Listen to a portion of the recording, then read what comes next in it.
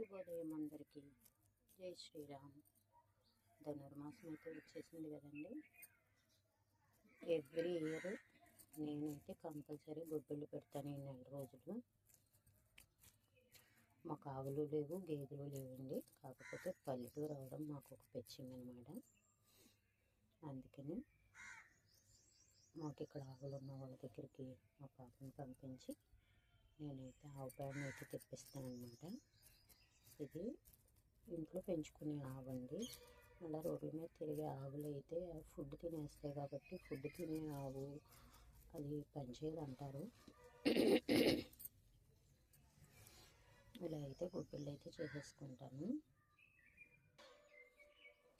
ఇవైతే పచ్చిరేగు పళ్ళు అండి. నా అదృష్టం కొద్దీ మా ఇంటి వెనకాల రేగి చెట్టు కూడా ఉంది, చూపిస్తాను చూడండి. అది రేగి చెట్టు అనమాట. ఇప్పుడిప్పుడే మొత్తం పిందెలు వేసి ఫుల్ ఉందన్నమాట. రేపు పండగ టైంకి సూపర్గా ఉంటాయి కాయలన్నీ. దోరకాయలు అయితే సూపర్ టేస్ట్ ఉంటాయండి.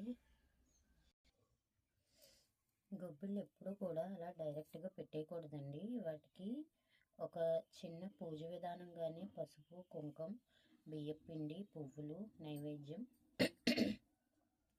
ఒక అగరత్తు ఏదో ఒకటి వెలిగించి సూర్యభగవానుడికి చూపించి అప్పుడు ఆ గొబ్బిళ్ళని తీసుకెళ్ళి ముగ్గులో పెట్టాలంటండి. నేనైతే చాలా సంవత్సరాల నుంచి పెడుతూ ఉన్నాను. వీటిని నేను ఇదండి, ఇది తెల్ల గొబ్బెమ్మ, పిల్ల గొబ్బెమ్మ, చుట్టూ 3, 4 మొత్తం 5 గొబ్బెమ్మలు పెట్టాలండి ఒక్క ముగ్గులో. ఇలా బియ్యపిండి వేసేసి ఫస్ట్, తర్వాత వీటి మీద పసుపు, కుంకుమ, పువ్వులు, అక్షతలు అన్నీ వేసి అప్పుడు దీన్ని ముగ్గులో పెట్టాలన్నమాట.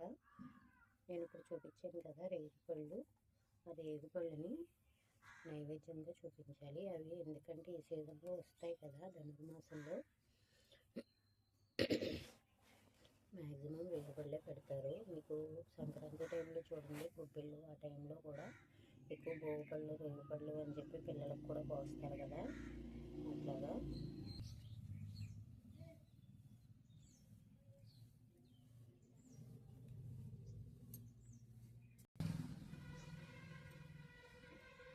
చిలకలు అయితే చూసారా,